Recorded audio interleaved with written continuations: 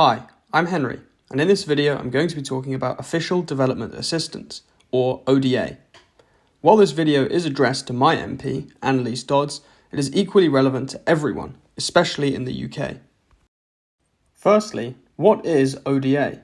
ODA is a form of government overseas aid that promotes and specifically targets the economic development and welfare of developing countries.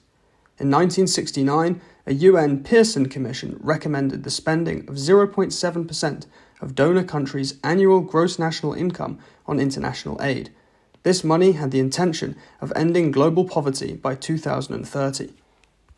But with just over 5 years to go and hundreds of millions to billions still in poverty worldwide, what went wrong? It was not until 2013 that the UK first reached the target, and not until 2015 that the UK actually enshrined the 0.7 target into law. However, from 2013 to 2020, the UK hit the goal every year, and in 2020, the only country committing more to global poverty in both an absolute and proportional sense was Germany. Despite this success though, since the COVID-19 pandemic, the UK government has failed to meet the 0.7 commitment and dropped our input to just 0.5% of the GNI. There are currently no firm plans to reinstate the 0.7% goal. But why does this matter? Where is British money going? And why should we not be dropping our commitment now, even against the economic pressures that the UK is facing? Central among the reasons is the moral one.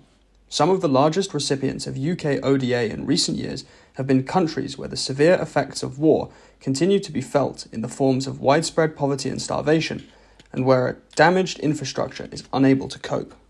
In fact, in 2022, the top 8 recipients of ODA, Afghanistan, Ukraine, Nigeria, Somalia, Ethiopia, Yemen, South Sudan, and Syria, were all affected by conflict.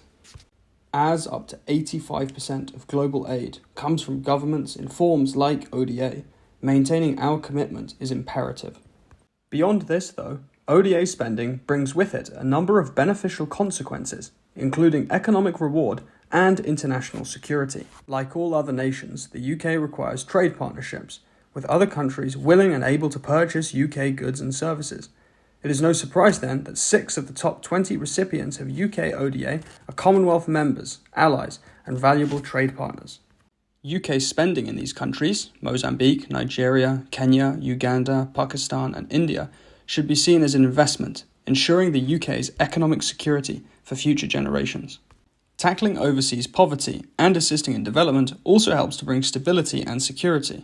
Because refugees primarily come from situations of poverty or conflict, by improving the economic situation in developing nations or nations affected by conflict, we reduce the economic burden of caring for these individuals when they become asylum seekers here in the UK.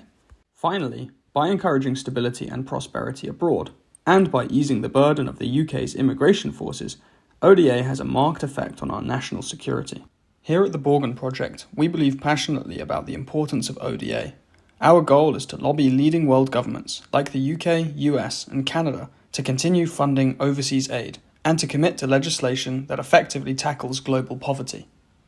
To see some of our achievements, you can look at the success tracker in the video description.